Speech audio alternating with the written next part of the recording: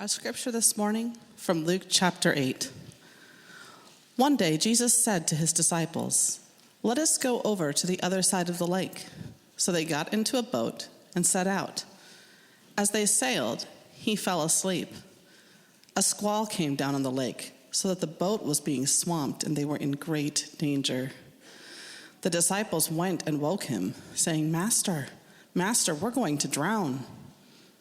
He got up and rebuked the wind and the raging waters.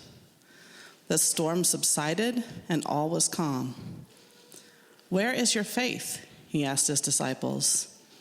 In fear and amazement, they asked one another, "Who is this? He commands even the winds and the water, and they obey him." This is the word of the Lord. While I expect that few of us are typically on a boat threatened by a storm like that, nonetheless, I think this passage feels really applicable and viscerally with us because we all go through storms in our lives. We all experience waves and squalls of hardship and challenge. So you lose a job, and you're questioning, how am I going to make ends meet? Or there is a huge unexpected financial expense that lands on you. And you find that the waves of worry are washing over you. Or you experience a painful conflict, a broken relationship that seems irreconcilable in your family, here at church. You find yourself swamped by the chaos. Or perhaps you get the grim diagnosis that, unbeknownst to you, there has been something foreign growing in your body that threatens your life. Or it's the chronic illness and the pain that doesn't seem to stop. And you find yourself in a storm of fear that feels like it is beating down on you like wind and rain. Or a loved one dies and the sorrow feels like it will drown you. All of us know storms in life. Maybe one of those storms is what you feel that you are in right now. And there are questions that we ask when we find ourselves in those storms. Questions that are reflected here in this story. So I want us to look at three questions that lead us into our hearts and the heart of Jesus here in this story. And the first question is so often the question that we feel pressing down on us when we're in the storm is, God, where are you in this storm? God, where are you as I'm experiencing this? Look at our passage, verse 24. The disciples went and woke Jesus saying, Master, we're going to drown." And there is an implied question in that statement of, Jesus, what are you doing in the midst of this storm? And so the question is, well, what has happened to bring them to this point? So the disciples and Jesus are on a boat going across what we call the Sea of Galilee, what the natives, the locals, called a lake, which is reflected here in Luke's language. And the thing about the Sea of Galilee that is noteworthy is that it is about 700 feet below sea level. So it's incredibly sunk down, and yet it is ringed by mountains and hills, some of which are actually very steep, and just beyond the sea is actually Mount Hermon, which is 10,000 feet. So within 30 miles, you go from 10,000 foot mountain to 700 feet below sea level.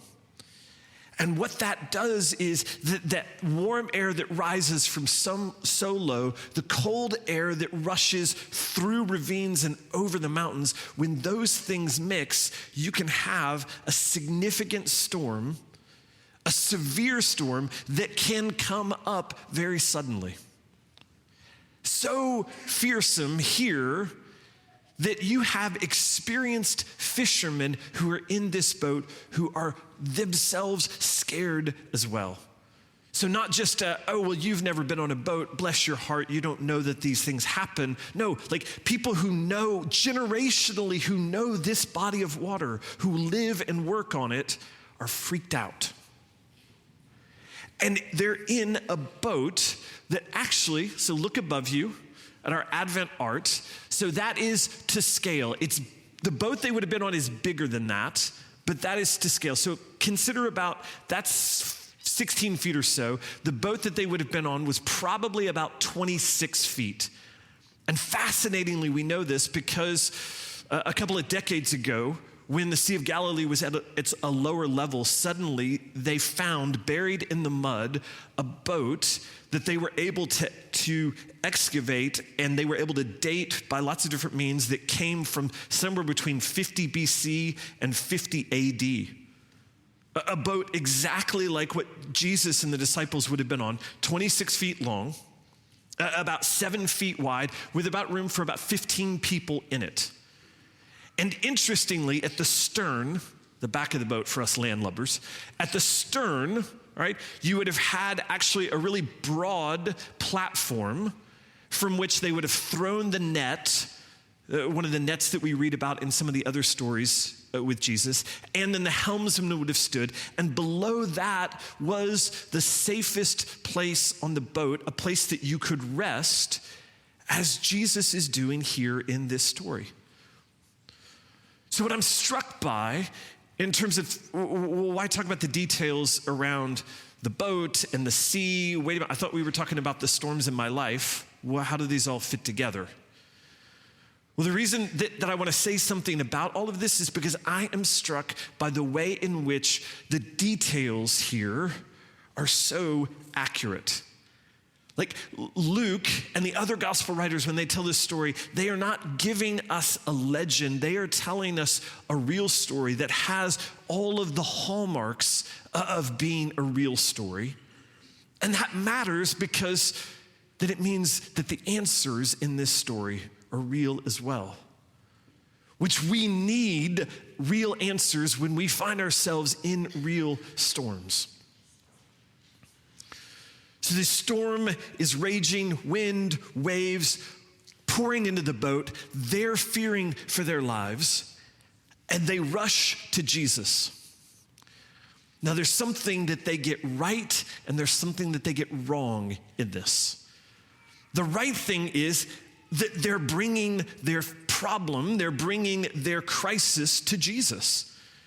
And they're begging, pleading with Jesus to do something about it. And notice even the way in which they address him. They say, Master, Master, which is implicitly acknowledging they can't do anything about this. They're seeing their powerlessness, and they're going to Jesus recognizing his power and his authority.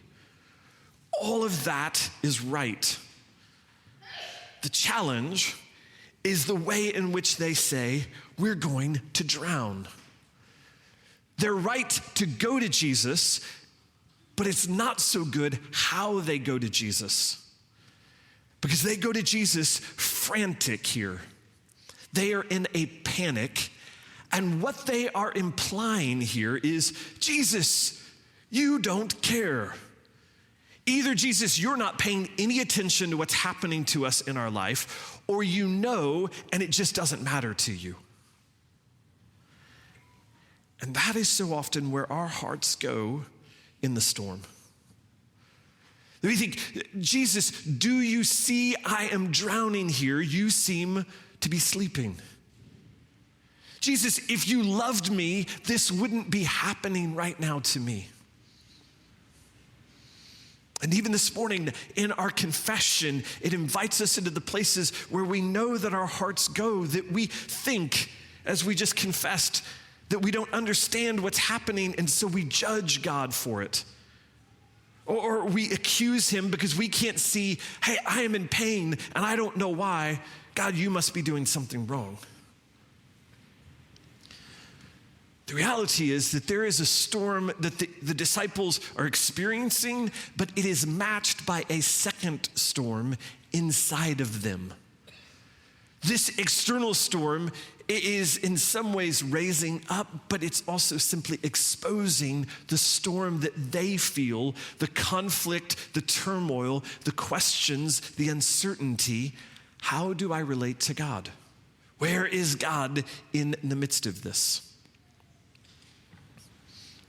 And one of the interesting things to note is, look at verse 22 at the beginning of the passage. Why is it that they are on this boat? Because Jesus told them, hey, let's get in this boat and go to the other side. So where they find themselves is because Jesus has brought them to that place. Which points to us the second question that we need to wrestle with. If we're asking the first question, God, where are you in the storm? Then the second question that we need to wrestle with that flows from it is, well, who is Jesus? Who is Jesus in the midst of this storm? Look what happens in verse 24. Jesus got up and rebuked the wind and the raging waters. The storm subsided and all was calm. A couple of things to take note of here. Notice that it says he rebuked the storm. It's a striking word. Rebuke is the word that the gospel writers typically use for how Jesus responds to people who have been demonized. He rebukes the demon and casts it out. And so the question becomes, well, is that implying here that the storm is somehow demonic?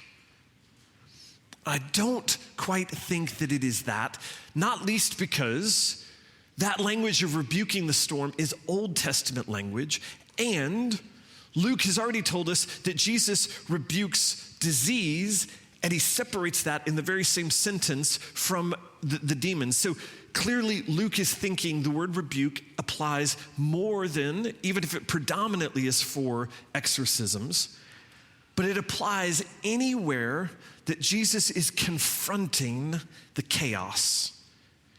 Anywhere that Jesus is challenging the forces that are at work that threaten human beings, his image bearers. Anytime that is at play, Jesus sets himself against it and is willing to rebuke those forces that would dehumanize, that would attack or threaten us. And so Jesus rebukes the storm, and notice how simply he does it. He does not whip his wand out of his robes and wave it around and yell aquas tace as if he needs to calm the storm. And if you read, that's not just like Harry Potter language. If you read any of the ancients, when you see wonder workers, they always are invoking some higher power, and often with spells and certain rituals and objects. And what is striking here is how none of that is present.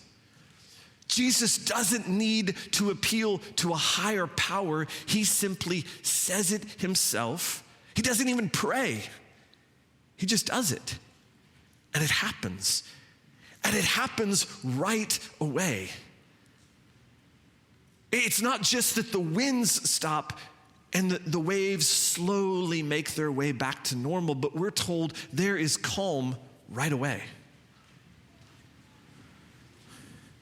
And so it is no surprise that when the disciples experience from massive, life-threatening, perilous storm, and Jesus wakes up and simply rebukes it and everything changes, that the question they then ask in verse 25, in fear and amazement, who is this?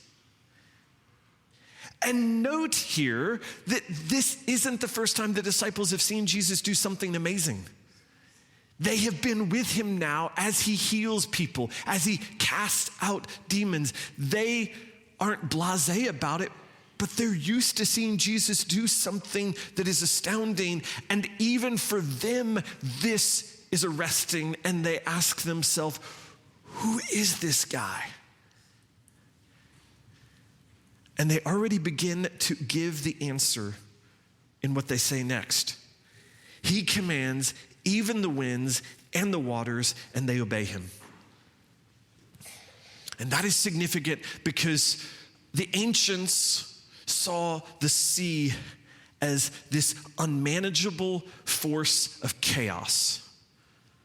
This power that threatened, that put everybody face to face with our own puniness and our smallness and our inability to control what happens. The sea is an unmanageable power that no human being can control. And so when you read the Old Testament, repeatedly there is this motif. So in Psalm 107, it has a whole stanza that describes a situation very much like this story.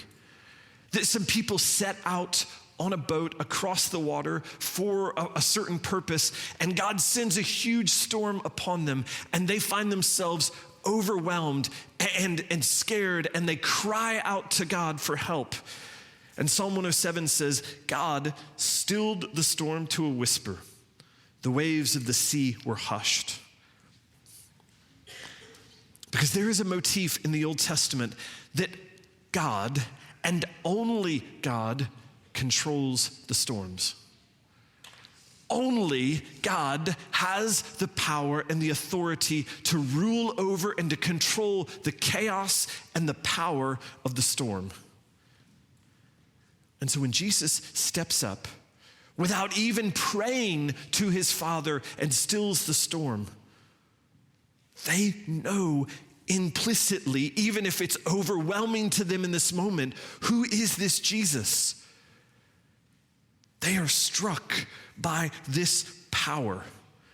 So here is Jesus, who has just been asleep under the stern deck, probably exhausted, probably dead to the world from everything he's been doing, showing really graphically his humanity, his finitude, his limitedness as a human being, exhausted and asleep. And suddenly he wakes up and he stills the storm, and he shows not just his humanity, but his deity as well.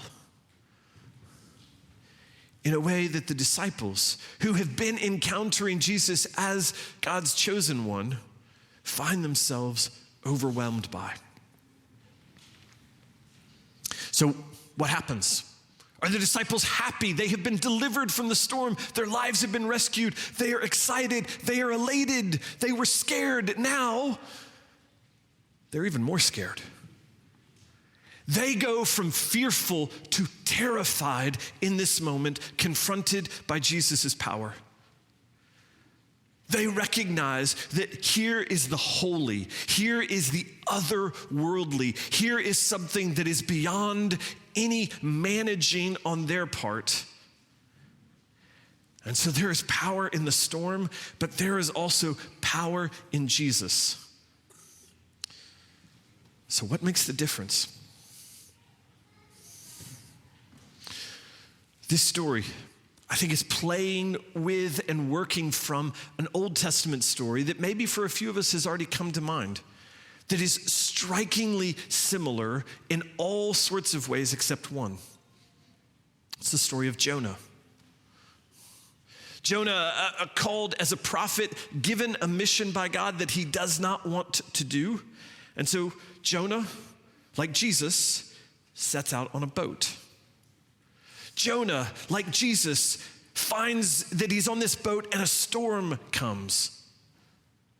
Jonah and Jesus are both asleep in the storm. Both Jonah and Jesus have the people on the boat come to them and wake them up, and they're scared. And even strikingly, the same word is used, that they are scared of being destroyed. The NIV translates it drowned. It's the same word in Jonah's story, that they're both fearful of being destroyed. And in both stories, God miraculously intervenes and the storm is calmed. And in both stories, the sailors, we're told, are even more scared after the storm has been calmed. So two very, very similar stories with one difference. Look on page 12 in your bulletin for Jonah.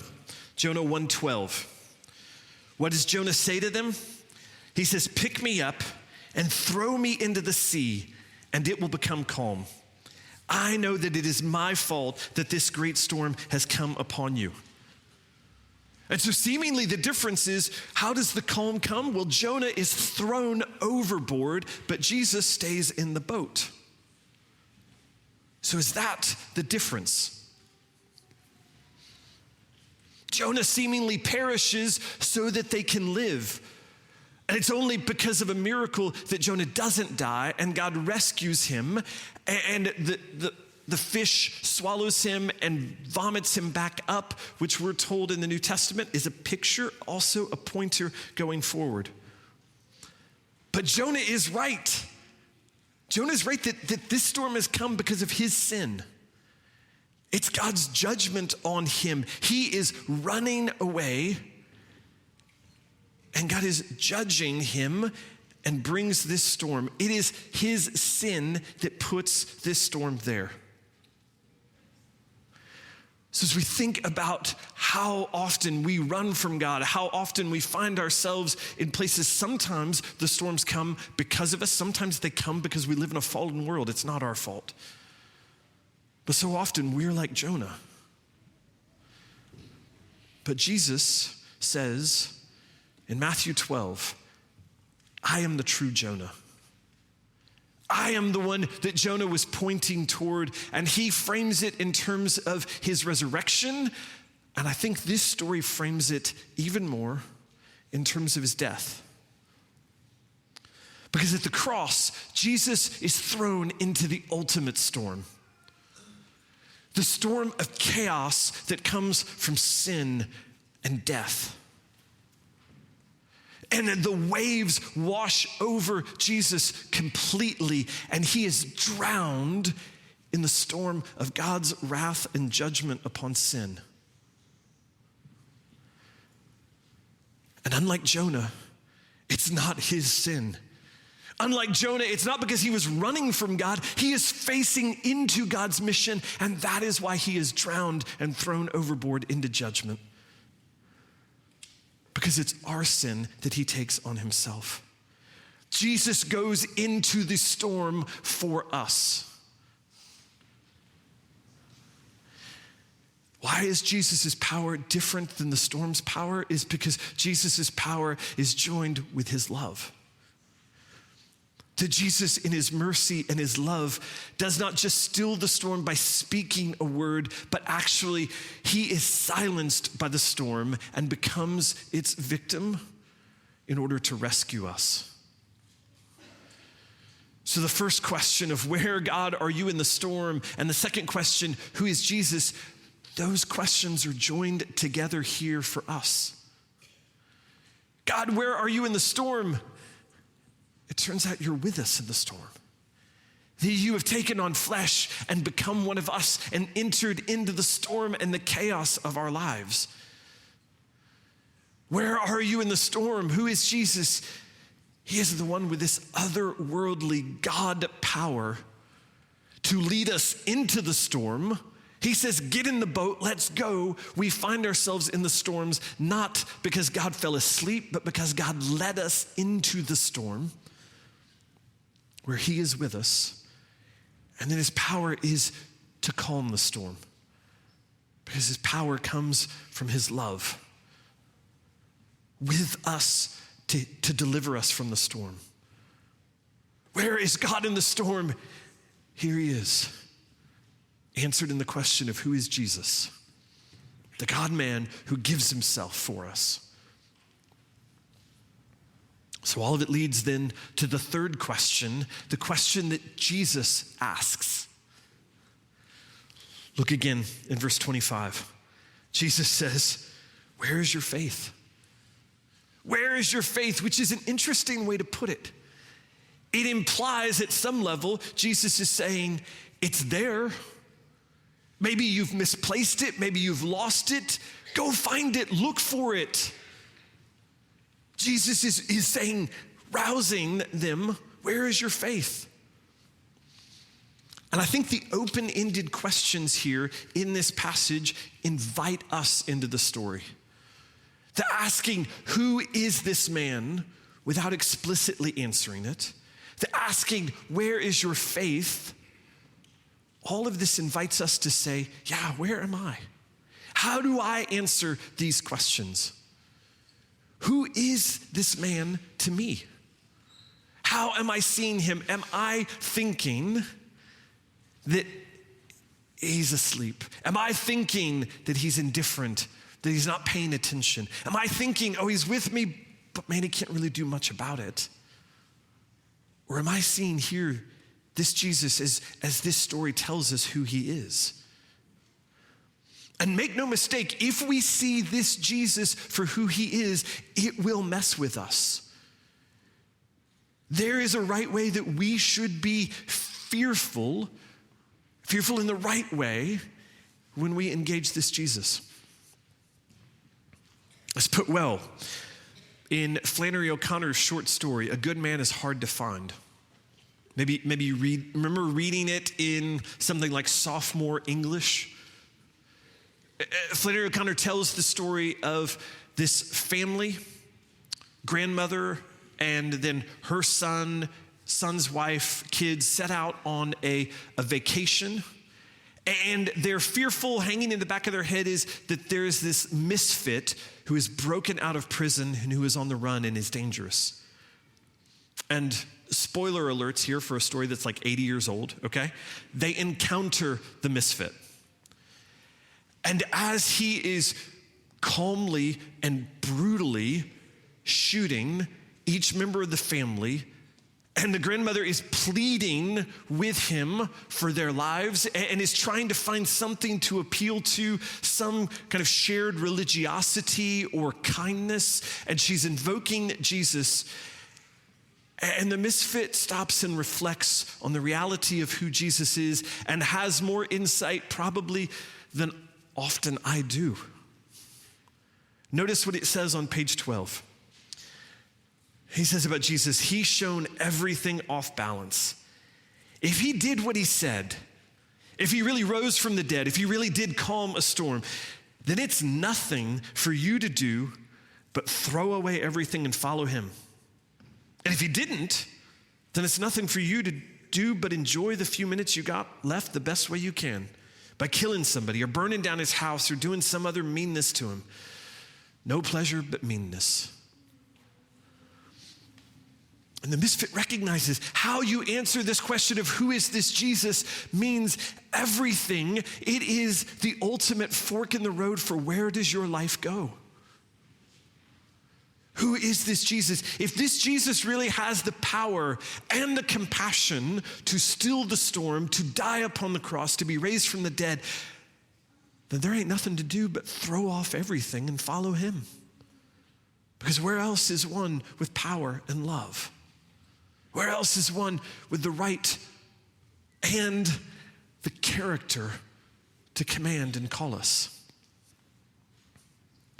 Where is your faith? Jesus asks. And he asks, this is a question that is relevant for us if this is a first time encountering Jesus. If this is you're thinking about, you're pondering, reflecting, here's a real story about a real man who is unlike any other man. And the question is, are you going to wrestle with and throw off everything and follow him? But notice he's asking the disciples because it's not just a question for those who have never encountered Jesus. It is a question for every one of us, no matter how long we have been encountering Jesus. They've seen Jesus and they're still provoked. Who is this man? Because a deeper understanding leads to deeper questions and deeper wrestling. So this question this morning is for all of us. Where is our faith? Where is my trust in who Jesus is? What difference does it make in the storm if I believe genuinely, truly, from the center of me, believe that here is one who is powerful and is loving beyond all measure? How does that change the storm? And it may not change the storm out there, but how does it change the storm inside me and how I relate to and trust Jesus? So if somebody asks, where is our faith? Could we say our faith is in the God who rules the universe and his son, Jesus Christ, who was drowned at the cross in the sea of God's judgment and of our sin, so that he might still the storm and give me peace and calm. Let's pray together. Jesus, we do pray. Help us to encounter you. Help us to come to you and to trust you in a faith that we can draw upon in the hard spaces, that kicks in when we find ourselves swamped and threatened. Jesus, we ask, let us see you. Please, we would see you, Jesus. May your mercy and your strength draw and captivate and capture our hearts and lure us away from the ways in which we so foolishly think that we can calm the storm or that we can somehow ride it out. Help us in the midst of it to plead with you, not out of a fear that we're drowning, but out of a recognition that only you can do something about the storms in our lives, the storms in us. And keep us, we ask, with you until the day in which all calm is given and your glory covers the earth as the waters cover the sea, and indeed the sea becomes no more, because you have put right all things, and all chaos and all sin is banished. We ask, Jesus, in your name. Amen.